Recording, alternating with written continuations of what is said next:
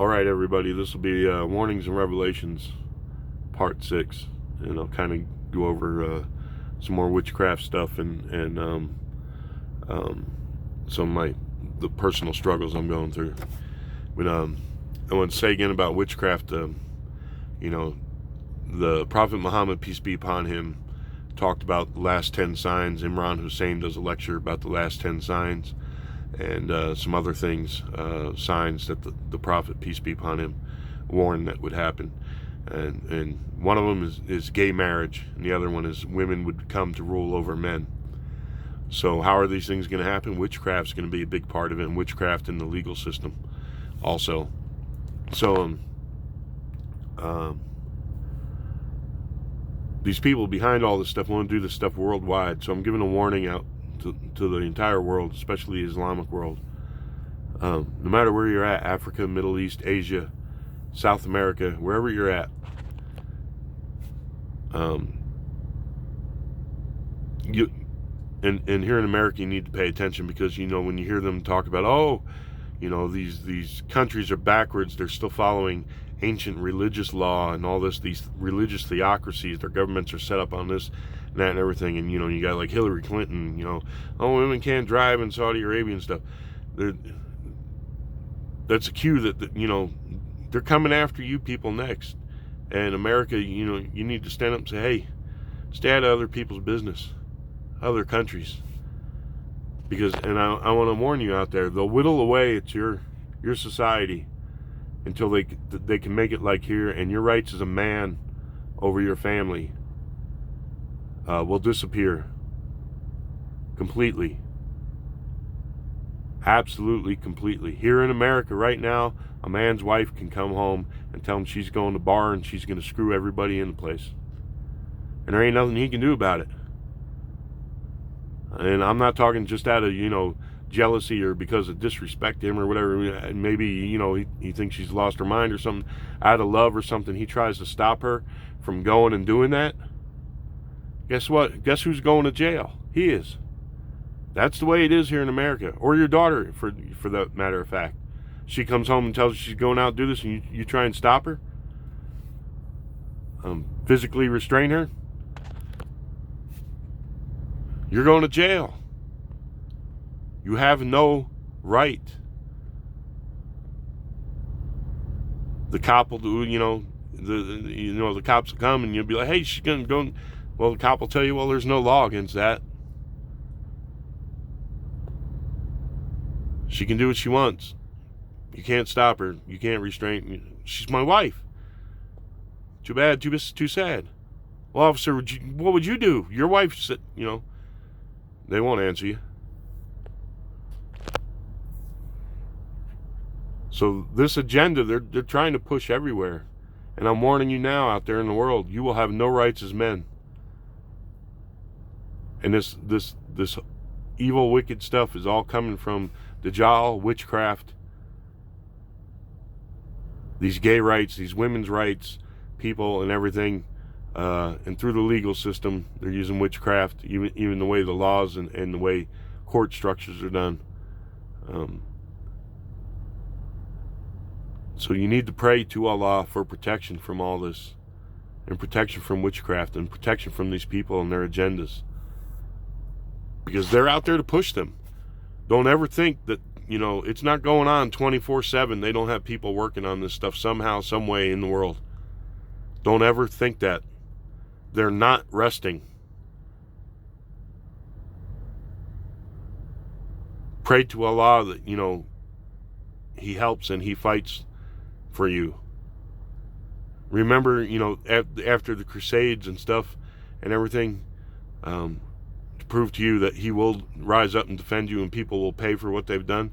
Look what happened to Europe, the Black Plague. Most of Europe was wiped out. He will fight for you. So pray to Allah for His protection from these things and these evil deeds these people are doing and the witchcraft they're using. But those are signs of the end times, is gay marriage and women coming to rule over men. And witchcraft is going to be a big part of them getting their way with that stuff. And you look at the book of Revelations, it's clearly one of the things that, brings on destruction and wrath, because men won't give that type of stuff up, humankind, and people won't stop using it. So you need to be very aware of this stuff is growing, and it's out there, and it's in, like I said, pornography, Hollywood, politicians, the evangelical preachers, the drug cartels, the street gangs. A lot of these people from south of the border practice Santeria and stuff. There's a lot of voodoo and stuff from Haiti and Africa and stuff, and all other kinds of witchcraft, the Jewish Kabbalism stuff. And even in your Bible, what's it talk about in one town? And all the Jewish books of witchcraft were burned there. When people repented, they all burned their Jewish books of witchcraft. This stuff exists,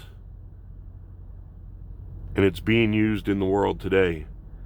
And I know Dajjal is sure going to use it, and the people that follow him are going to use it. And Satan uses people who practice witchcraft to come after you when you repent and you try to get on the straight, follow the right path. It's out there. So anyway, I'll get back to my stuff now. So anyway, so that's the way she works. She had to have a reason, because at that time I didn't know I had to do anything to have my child support stop. I figured it's just going to stop. I Googled it, said Arizona state law 2005. Once a child reaches the age of 18 and graduates high school, the child support stops at the end of the month that their 18th birthday's in. Nothing about forms, nothing about her having to agree or nothing. The original divorce and then the court order to, pay child support. Still, he's 18. So, it's supposed to stop, as far as I know. Well, then she does the stuff at his graduation and everything, and I think at the end of the month, okay, child support's going to stop. It doesn't stop. I call child support and said, "What's going on? My son's 18 and it's supposed to stop." "No, you need to sign this, and she needs to sign this and everything." I'm like, well, there's no way she's signing anything right now. There ain't no way. And then that's when it occurred to me why she did that. She had to have a fight, to have a reason not to sign. She couldn't look like the bad guy. She didn't want to do the decent and the right thing and sign it. She still wants the money. And part of the reason why she still wants the money is all I kept hearing, for a while there, was how she's trying to get her credit in line so she can get a house. I've tried to tell her, at your age and everything, you're going to get a 30-year mortgage. Unless you put a big chunk of money down in the house and stuff, you're going to have to insure the hell out of that loan and everything at your age and stuff, because they're going to worry about getting their money. No, you don't know what you're talking about. Blah, blah, blah. Okay, whatever.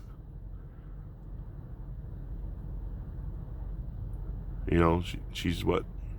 Oh, and this goes back, get to the other day when I first posted this on the about this stuff on the 5th. It's her birthday. So, and who knows, maybe that had part of it to do with it too. She's having a bad day because it was her birthday and nobody remembered it or whatever. I don't know. So anyway, that's when it occurred to me that's why, she did this stuff. She don't want to look like the bad guy and not sign without a reason. Now she can say, no, the things you said and blew it. She provoked me to, with the stuff, inviting that asshole to my son's graduation. So there's she, because when she don't text me no more, blah blah blah. Ever again. Oh, okay. Now I see. It's got to be on such bad terms that I can't even go with the piece of paper and ask her to sign it to stop child support. See how she works? Leverage. So,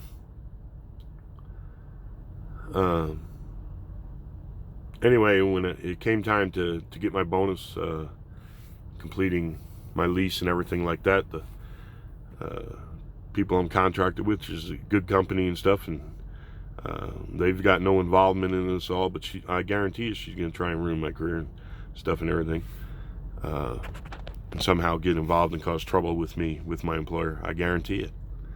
But not employer, but I guess a contractor, whatever, however you want to look at it. But so now she's like, so anyway, when that time came due and everything, and I called the lawyer and said, look, what I read, the law says this or whatever, and they're like, yeah, but that county, Pinell County, thank you, Pinell County, has different stuff for whatever reason, how they do it and stuff and everything and all this and blah blah blah, whatever. So she doesn't sign that paper. I got the burden's on me. I got to get the forms and all this and everything, mail all this crap to her, see if she wants a hearing set, or I set a hearing or whatever, however it goes, and if she still doesn't come or whatever, I got to have her served. Really? I got to go through all this? Why? I've done my part. I've paid through the nose. I've met my obligations. So anyway, the company checked before they because if I had owed anything or whatever, they would have paid the state first. They checked, their lawyer checked. According to them, I didn't know. They paid me my lease completion. So here I go. I get my new truck. Here I'm thinking, I'm finally free of her. Finally. And I've got this great outlook. I got a new truck. It's a good truck so far. Better fuel mileage, all this. I'm thinking about, I'm going to be able to focus on my career now. I'm going to have a little extra money. I'll be able to catch up on my IRS stuff. Maybe get my life a little more into order. Maybe be able to meet somebody. I've got dental work I've needed done for years. I haven't had the money because guess what? Anytime I got any extra, and this is another thing I'll go into about witchcraft and stuff. Anytime I ever started getting ahead and feeling good about myself and things were looking bright for me and this and that and everything, sure enough, if I hadn't heard from a while, the phone would ring and I would cringe. I would just cringe because I knew it was coming. It was either going to be the phony, hey, how you doing, blah, blah, blah, and turning, by the way, I need, if any you can help me and stuff, or this whole rant, about her sisters and how miserable her life is and she's going to get evicted and all this and everything. And it always ended up with her needing money. Always something. And you'll hear these programs out there, people talk about psychic vampires. She's one of them. I after talking on the phone with her, I used to walk in a truck stop, and they would, how you doing? Either because they could see the look on my face or whatever it was, like, boy, how's your day going? You don't want to know. Oh, it can't be that bad. Really? And I tell them, do you have a ex-wife that's a psychic vampire? And they'd laugh. Don't laugh. I'm not kidding. Things can be going good for me. 5 minutes on the phone with her, I'm mentally drained. Mentally, physically drained. I don't want to do nothing. I'd fall into depression. I wouldn't want to get out of bed. I'd have to force myself out of bed to get up and drive and go make my ETAs. So I know it's a form of witchcraft. And you might think that stuff about psychic vampires and this and who drain your energy and just the life out of you. She's doing it mentally and financially to me. All these years. And it ain't no joke. Just 5 minutes and, just all the plans and everything, how I thought things were going good, just gone.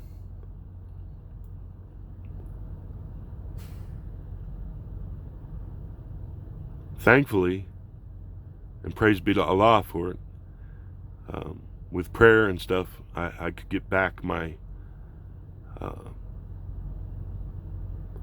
my outlook, my energy, my get out from underneath it. I mean, it would just be like something, physically oppressing me, and depression. So that's how I know witchcraft. A lot of these people are going through depression and stuff. I'm serious. There's someone or something that's been in your life that has practiced witchcraft on you. Now, whether she's gotten involved in this stuff intentionally and learned this, or if it's from her fat ass lesbian friends who can't stand me, couldn't stand me even before she became a lesbian. This is the paralegal I'm talking about, the friend she has, who before she became a lesbian and stuff, and if I find out her or her partner are working for Pinell County or the courts or anything like this and instructing my wife on what to do or whatever, there's going to be hell to pay. I will go to the state's attorney, whoever handles stuff like that, and say, this ain't right, this ain't fair. I'm being targeted by these people. They're helping her when they're just supposed to uphold the law. I'll have them fired, disbarred, whatever it is. But couldn't stand her back even before then. Didn't like her husband either. They both cheated on each other, drank and everything like that. And at one point they dragged my wife into all that shit. Which can't put all the blame on them, but she's a big part of it. Always interfering in our marriage. Didn't like me. I didn't like her from day one. So, but then after, I don't know how many years after her husband died and stuff. Anyway, she's a lesbian, has a partner. They live together, raise horses somehow. So, and I think my ex told me that her partner works for the county or the state or something like that. Let me find out. It has something to do with the courts or child support. Let me find that out. But anyway, so it's always been like that. And I would joke, people, how's it going? My ex is a psychic vampire, I swear. Things can be going good for me. I can have a little money in my pocket, and it's like she can smell it. Oh, things are going good for him, or he's got some extra money. Let me change that. He's feeling good. Let me change that. Let me call him. Let me just drain every shred of hope for his future out of him. And like I said, she had my son and used him like a hostage. I would more than gladly have never had any contact with her a long time ago if it hadn't been for my son. So here we go. I got a new truck. Child support's supposed to end. I'm going to have a little extra money. I got my payout. I'm going to be able to, get back on track, paying the IRS to get them off my back. I can concentrate on my career, my business. I can do things for myself that I needed to do, like dentist and stuff. And I can help my son do things without her interference and stuff. I've even thought about, I'll get a 2-bedroom apartment. He can move the hell out of there and just, room with me. Because I told him, I said, when the child support stops, she's going to want more money from you. He's like, she already takes my money. And I told him, I said, I know she's your mother, and I know you want to help her and everything, but she's a full-grown adult, and you have to start your life. I want you to be responsible and pay, you got to pay your car insurance and pay for your car and your portion of the phone and stuff like that and everything.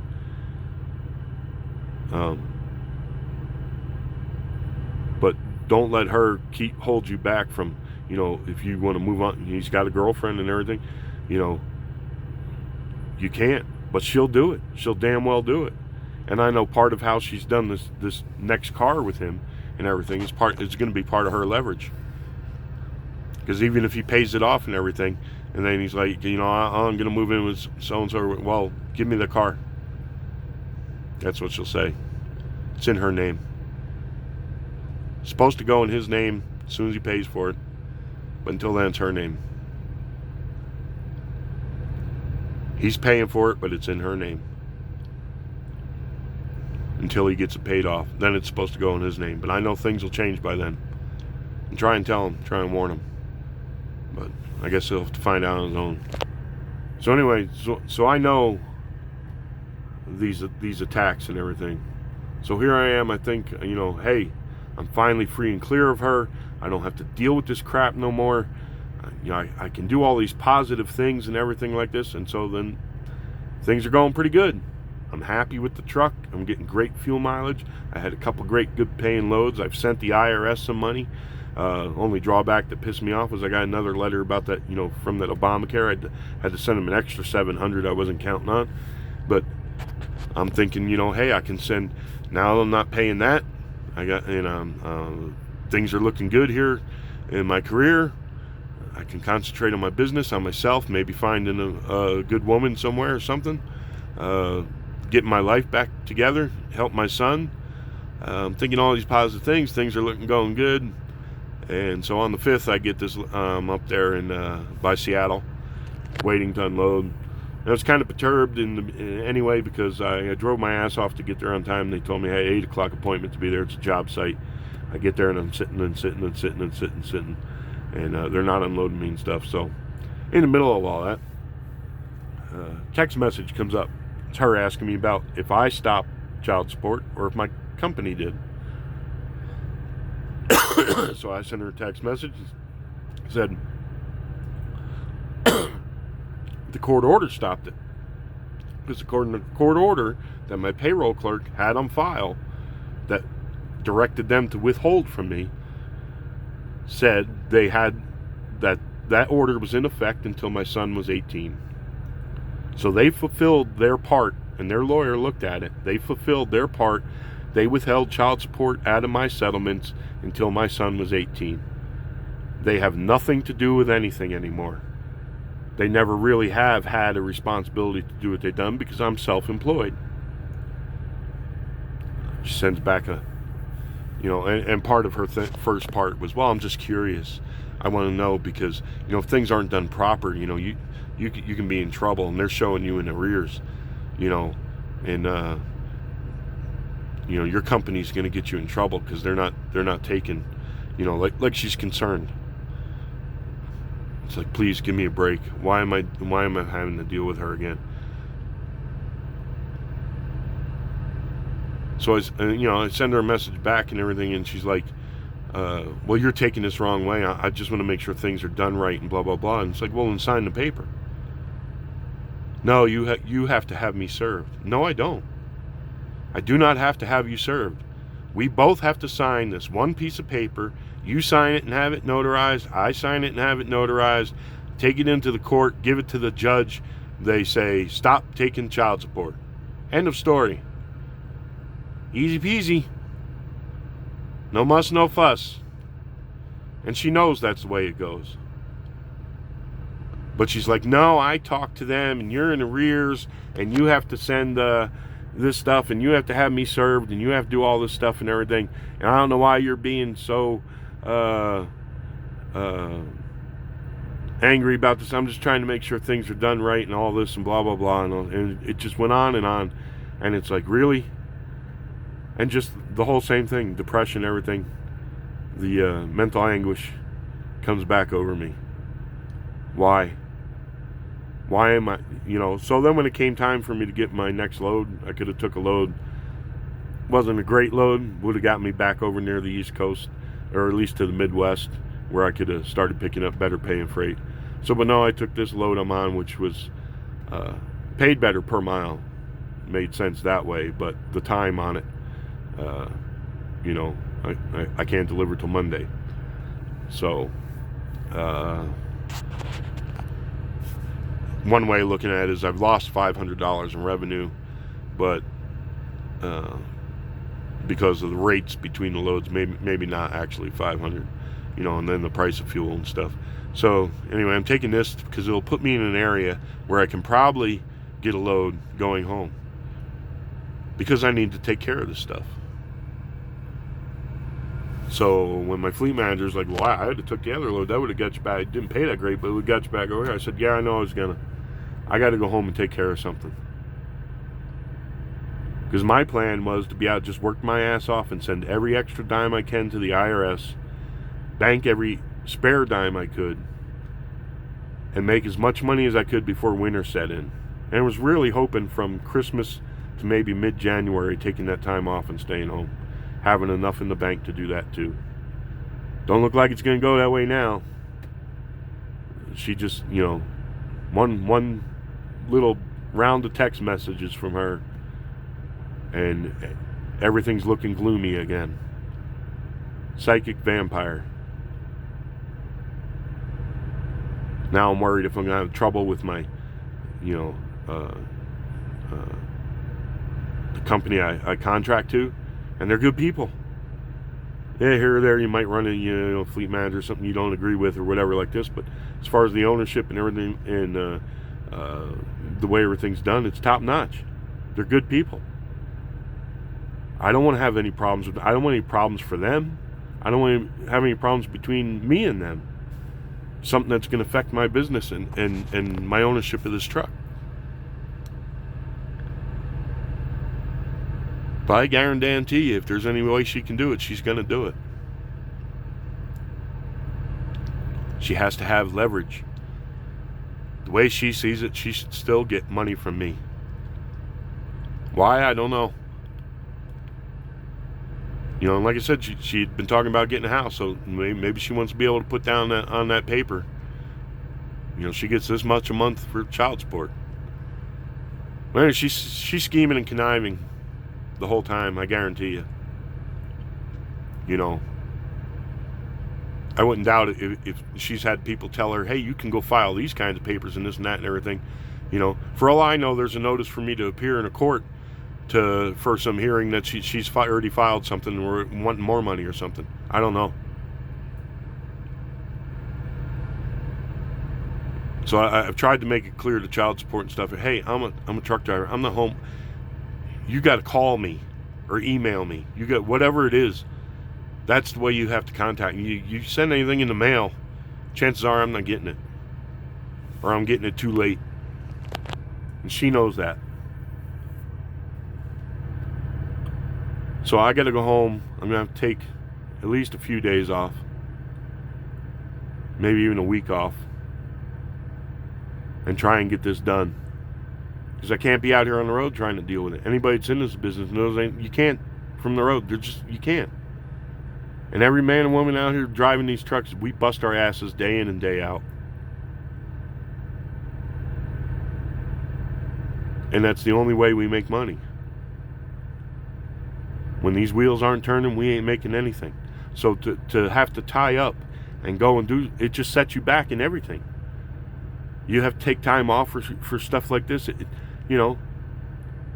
then you got to try and explain the IRS, well, look, or to the court, whoever, look, you're making me take the time off to handle and do all this stuff instead of settling it and everything and let me go back to work so I can catch up on what I owe. It's like a crazy circle, just a dog chasing its tail. What do they call it? Catch-22. You're damned if you do, damned if you don't.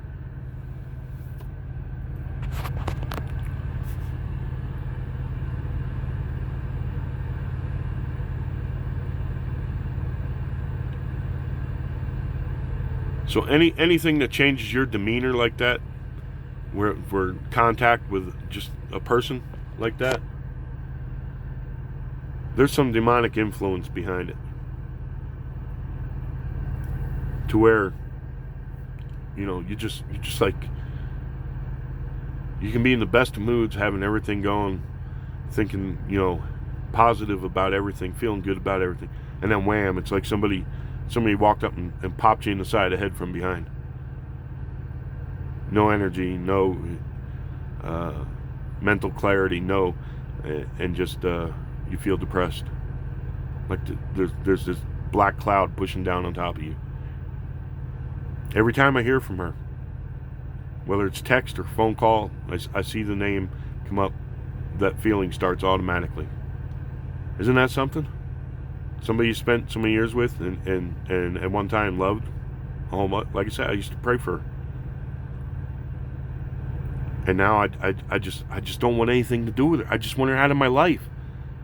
Just, gone. You got your life, I got my life. Leave me alone. I've done what you wanted, the divorce, you got the divorce. You wanted child support, you got child support. It's done. Just sign the paper, be done.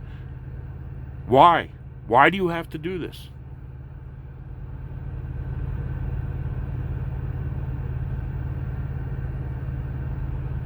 After all the help I've given her, why does she have to do this? Somebody explain it to me. Somebody give me a plausible reason. Any plausible reason. Why?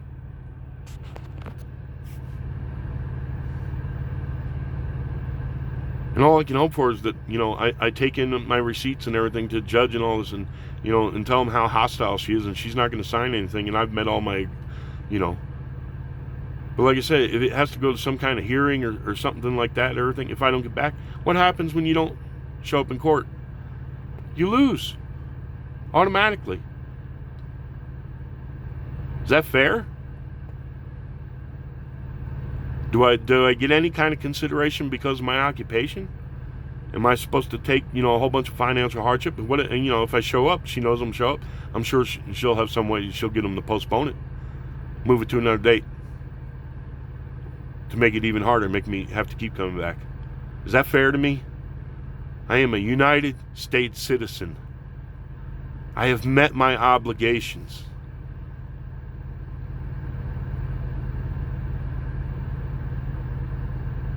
Why the burden on me? Why?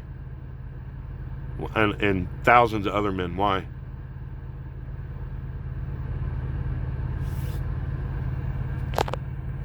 It's all part of the evil times.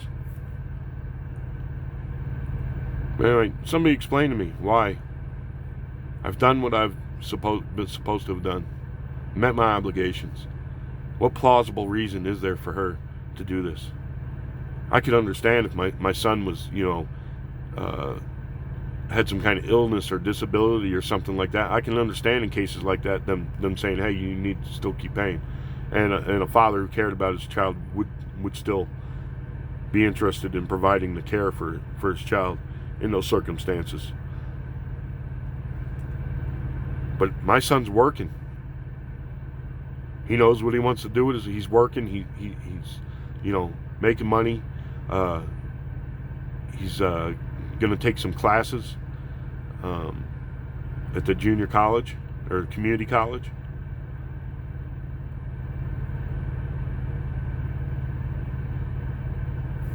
Why? Why should I keep paying? Why?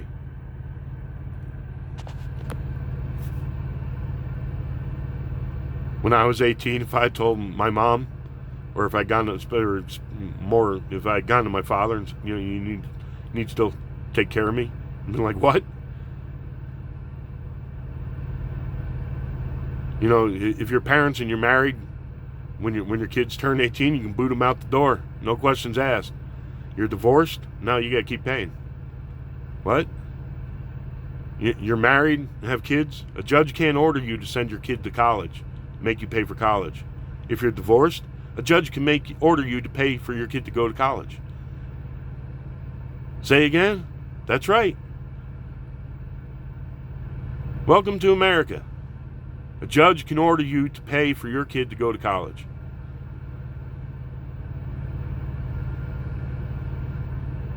If you're divorced. If you're married, a judge can't order you to do that. But if you're divorced, they can. Tell me how that works. You think you're free here in America? You're not free. You're tied up 6 ways from Sunday and you don't even know it. Anyhow, I'll let that one go for now. You all have a good one out there. Be safe and remember, these things I'm talking about, if you read for yourself, you'll see I'm telling you the truth. And you need to, especially if you're Muslim countries, you need to pray to Allah and ask for protection from the witchcraft and the plans that these people have for you to do away with your laws and replace them with these secular laws and their screwed up court systems and everything else they have. They think they're so smart. They're not. Every time you turn away from God's law and you replace it with some system of mankind, you end up with more chaos and more problems. And that should be obvious to anyone with any kind of common sense.